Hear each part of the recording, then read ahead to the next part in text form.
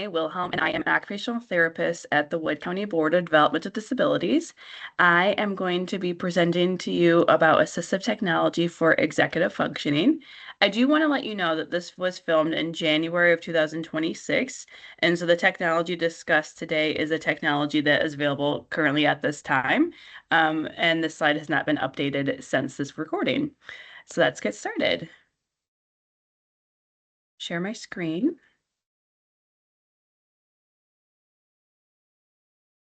Okay. So my objectives for this presentation is to help you understand the range of technology from low to high tech solutions that can address executive functioning needs, identify 5 technology solutions to promote executive functioning skills, and create strategies for implementing assistive technology into practice. So before we get started, let's really look at the definition of assistive technology. According to the Assistive Technology Industry Association, assistive technology is any item or piece of equipment, software program, or product system that is used to increase, maintain, or improve functional capabilities of persons with disabilities. I wanted to expand also on the topic of assistive technology for this presentation. I don't dive into a lot about the extras that are available within Google, such as Google extension and the accessibility features within Chromebooks or within their browsers. I am not an expert in those areas. Uh, I also wanted to note that there are several assistive technology solutions that exist, and so the ones I try to highlight are ones that are free or fairly costly. So diving into executive functioning, this is looking at higher level of cognitive skills that we use for everyday life. This helps us with managing tasks, controlling impulses, achieve our goals, helps us stay focused, have a plan, remember our details, learn to adapt in situations. So there are all these categories within executive functioning, but they break these categories up into 3 core skills, which are working memory, inhibition, and cognitive flexibility. So if we are looking at someone that may have difficulties with their executive functioning, we're going to see situations where they may have difficulty with being organized, struggle to prioritize tasks, difficulty with multitasking, sequencing, poor time management, mood swings, difficulty with abstract concepts, unaware of their deficits, etc. So diving into the first of these core skills is working memory. Working memory is the ability to hold information in your mind for a short period of time. This is helpful for decision making and problem solving, understanding instructions, making sense of the information that we receive and we have experienced. Diving into some of the technology supports, I first wanted to touch base on visual supports. Visual is really helpful for someone to hold and process information. It provides the external prompt for us so that our brain doesn't have to remember everything internally.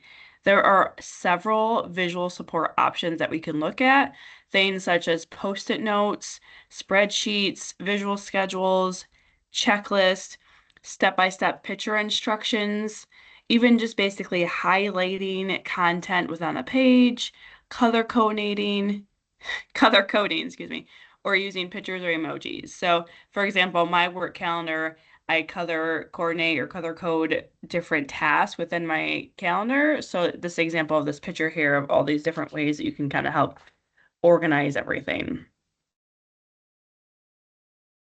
Other options we can look at are simply voice assistant.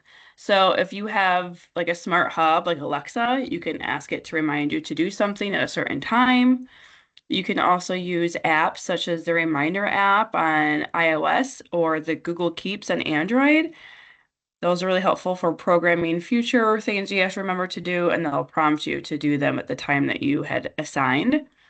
You can do dictated notes if you're someone who can talk faster than you can type, and it's easier to just get your thoughts out. There are other options such as Notably or Gino. These are AI-powered note-taking applications that combine handwriting, typing, sketching, they do have a subscription associated with them. Otter is another resource that is AI powered. It's a note taking that can take notes during conversations. You can search in the transcripts of what was said. It will identify who is saying what. There are free options, and then there are more advanced packages too with a purchase. LiveScribe Pen is another option for our working memory. This is a digital writing tool that is a pen that you use on specialized paper. You can record the written content, or excuse me, the spoken content that is being said while you're also taking notes on a special piece of paper. You can synchronize the audio with the handwritten to help recall some of the content that was reviewed. So here's an example of how to do a dictated note on Microsoft Outlet. On top of the email banner, there are those three dots. If you were to click those three dots, there's a drop-down box that shows up and it says dictate. So if you do this, you can just open your email and you can just dictate yourself an email without having to type it out. Here's the example of Otter. This is the AI-powered transcription in real time. It identifies the speakers. It has summaries broken down by the time. Looking at the picture in the middle, it has all the stuff that was discussed, and then on the side is the summary breaking down of the content. You can also put an action plan in there. So if there's something that needs to be done when you identified in your conversation, you can add that action plan to help you identify what you need to do after the conversation is over. Additional supports for working memory are screen readers. So there are several options for screen readers. You can do read out loud feature built in with your computer or your phone. There are Natural Reader, that's an app you can use. PDF readers, again, more apps that are available, and read mode in Chrome. Now, diving into screen readers, there are a variety of them that are more of a third-party option that are primarily used for low vision or blind, such as NVDA, JAWS, or Orca, but those do have a cost associated with them. So looking at Chrome Reader, this is an option that exists within the Chrome browser. So if you have a website open within Chrome, next to the address bar in the far end are those three vertical dots. If you click on that, you'll see a drop-down menu that goes down to More Tools. Clicking on that, you can select the reading mode. So what we see here on the screen on the outside edge, the black box there, that took all of the content that was in the web browser and removed all of the ads, all of the pictures, and just gave you the written content. Within that, you can also adjust the background or the contrast. We switch this one to a black background to white font. We can adjust the size of the font. You can disable hyperlinks. You can change the color palette. There's lots of adjustability there to make it easier to read the content. You also can do Chrome read mode in an email or Gmail. So once you have your email opened up, you're going to right click and it says to open in read mode. And then it's going to pop up to this other screen that we can see here, where again is just the content. And in the very top left corner, there is a play button. So you can even have your emails read out loud too. Text to speech is another one where if you want your text read out loud to you, so what you can do is right click on the screen and it'll have a drop down box. This is in Microsoft Outlook. There's a drop down box that will pop up that says read aloud, and you can have it read out loud to you. There's a banner on the far right side that you can play, rewind, fast forward, mute, or stop the recording or the reading out loud.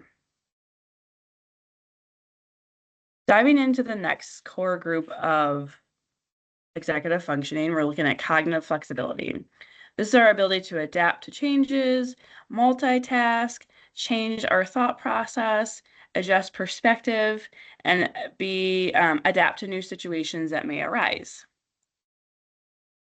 Looking at some of the technology solutions for this are looking at schedules, whether that be a paper and pen schedule or a digital schedule, even a schedule maybe that we pair with a smart hub, such as an Alexa or a Google, and then we can ask it what is on our schedule that day.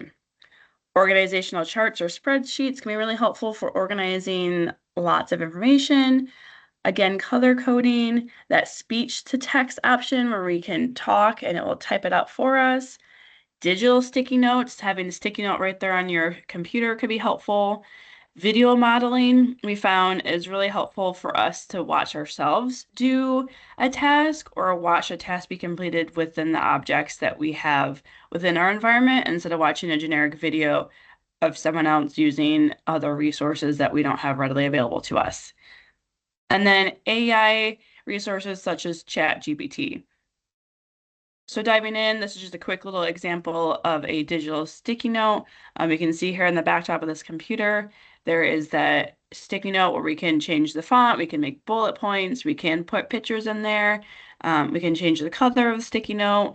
These are also nice. If I were to accidentally push the close button, I can still retrieve them later, so I don't have to always have them on my screen.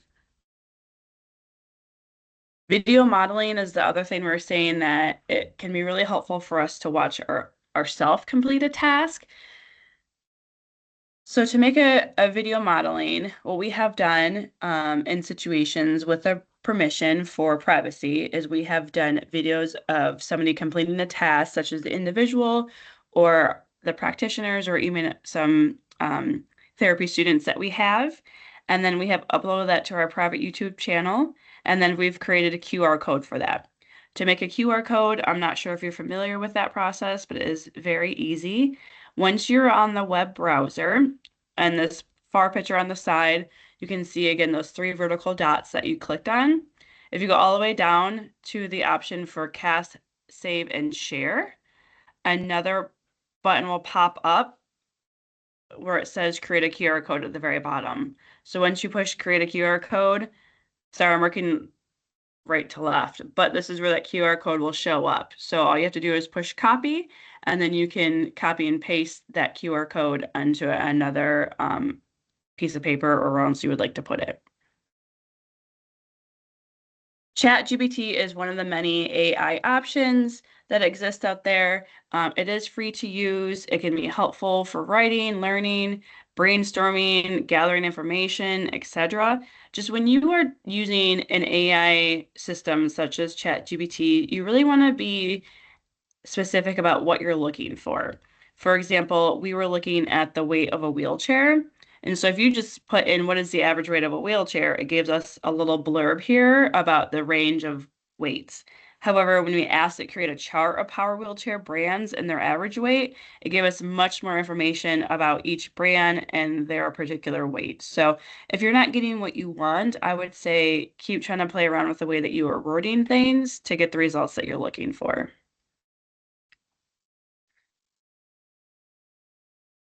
All right, continuing on. ChoiceWorks app is an app that I will show you here in a minute. It's really helpful for visual schedules. There are watch minders that can also help somebody with keeping themselves on a schedule by wearing a watch that vibrates to give them notifications. Mind mapping is a great way to get your thoughts organized. Rewordify is another option that I'm going to show you here in a minute. Audiobooks and read out loud mode is again very helpful. The auditory information, being able to adjust the speed that you're listening to the content, rewind or fast forward is a great resource. And then the C pen or scan marker can also be helpful. The ChoiceWorks app is an app that does have a fee. It usually is about $25. This, you can do customized daily schedules for there. You can either use the stock pictures that they have or real photos, and this can be adjusted in real time. So on this picture, the blue one is the visual schedule. Right there, those are all just the stock photos that you can do, but again, you can insert your own pictures on there. The second step down from the top has a timer built into it. I believe that picture says to take a bath, and they have a timer for 10 minutes. So that timer will go off, indicating to them that it's time to stop taking a shower or brush your teeth, washing your hands, etc. The next box over is the green one. This is helping us with waiting. Waiting is a very hard thing to do. So to have this resource, excuse me, I'm sorry, that was the orange one. That's the waiting one where we have to wait. It has the timer on there, and it's giving us options of things that we can do while we're waiting for that timer to end. Going back to that green one, that is looking at how you're feeling. So it's a check-in of I'm feeling this one that says it is upset, and it's saying that I can do this or that. And then once I am done, then I can go do something for fun or go play or what else I can do once I feel better from being upset. The last one is this gray one is just a check-in of how am I feeling. Again, they have a mix of stock photos and personalized photos in there too to help somebody really identify how they're feeling throughout their day. Watchminder is a watch that you can purchase that you can put customized messages on there and it will give the wearer a discreet vibrating reminder. This is really easy to customize. If you can see on the screen of this blue watch, it says slow down. You can schedule this to vibrate at certain times of the day for different options, so reminders. So like slow down, medication, breathe, work, focus, etc., to help them give those discrete messages they might need to help them engage in daily tasks. This is Rewordify. This is a free website that you can access. So I pulled up an example from the Department of Education and Workforce under the English language tab. So I inserted text from the website, which is that bottom yellow box. And then it will reword the larger words and help make it a little bit easier to understand. So if you see in the bottom here, it has all of the language right out of the website. And at the top there, all those yellow words are words that were reworded to make it a little bit easier to understand. So you can click on a box, it'll tell you what that word means and how they reworded that. If you see above this orange, or excuse me, this purple box, there are other things that you can do. So you can rewordify the text, you can share this, you can print learning activities. So it can also generate learning activities for you based on this content. And then the other parts of speech, it'll break down of what are the vowels, the nouns, etc. All right, and the scan marker. This is a digital marker that can read text out loud in real time. It can also translate over 140 languages and has a dictionary built in. This also has Bluetooth option to Bluetooth headphones to the pen so that you don't have to have the pen speaking out loud to you. If you see in this picture, they simply have this pen on a piece of paper. You're just going to push it down and um, it's going to scan the words and then it'll read whatever you set up, whatever you scan out loud to. With the ability to translate, it can translate English to another language, vice versa, or another language to another language. So it can be adjusted right there on the fly. Now, if you do want to translate, you do have to be connected to Wi-Fi to have the translation option work. All right. Now, if we're looking at inhibition or self-control, this is our ability to control our impulse behaviors, stay focused, resist those distractions that pop up often, have that self-monitoring to be able to check in how we're doing, and have that ability to regulate our emotions. Some of the technology options for here using maybe pictures or symbols to help with communication so we can communicate to others how we're feeling, what we're thinking. There's a whole variety of augmentative and alternative communication devices, or even using pictures or symbols for communication. I would suggest if that's something you want to explore, you reach out to a speech therapist. You can use timers or alarms to help us with that, especially like that self check-in, reflection, make sure we're paying attention. Using those first then supports, we know what we are working toward. Setting up our environment or having resources for us, such as noise canceling headphones to eliminate our distractions, and having a self-monitoring checklist or task that we have to look at. Time timers have really evolved into a variety of different resources. If you have seen in the past, they have time timers that have 60 minutes. You can adjust the time and the red dial will go away as time is passing. They've also created a watch now that you can wear. So you can adjust this up to 99 minutes or 99 hours, however you want. You can have it beep or vibrate. So again, it could be a nice little discreet option for the wearer without alerting everybody else. Mind mapping, again, is another option where you can put your thoughts down. It can help kind of map out those thoughts that you're having. Habitica is a gamified based app that is free where you have to put your task in to the app. And then when you do them, you mark that you completed this task, and then you earn rewards that you can then use to like level up. You can get rewards to help you defeat monsters and go on this quest. It's pretty fun. Forest is a productivity tool that helps you stay in focus by turning off your phone. And the time that you stay away from it will plant this virtual tree. And the longer you're off your phone, the more the tree will grow. There is a small subscription fee for that one. Google Focus and Viva Insights also have a lot of great resources for helping us stay focused or engaged in what we are working on. Goblin Tools is another resource that I will dive in here in just a second. And then there's the Rescue Time. This is a automatic time tracking and productivity software that helps us look at how much time we are spending on our computer or our mobility device. They have different categories, such as very productive or down to very distracted when we're using our devices. That does have a subscription associated with it as well. So here's a Habitica app I was telling you about. This turns real-time games into role-playing. When you complete tasks, you get in-game rewards. You get to complete these quests. It makes it a little bit more fun and engaging to be able to complete your daily task. Goblin Tools is a neat resource that is available online. So it's goblin.tools. This is a free web browser or a free web tool. They have all sorts of categories on here. It was initially designed to help neurodivergent people complete tasks. And it allows for a lot of adjustability with what they call spice levels. So how much detail you need to be provided to you. On the top banner, there are a couple different options such as magic to do, formalizer, judge, etc. So on the picture, this is the magic to do. This is where we ask it to do something, and it's going to give us all the steps that we need in order to complete that task. So the example we put in here is to write an Ohio individualized service plan. And then it gave us all the steps that we need to do in order to complete the service plan. On the right side of the picture here, we see that there's one little chili pepper. This means that we don't need it to go into a lot of specific details, just breaking it down into big categories and we can fill in the rest. If I needed more information, I can bump up the amount of chili peppers to really break down each step more cohesively.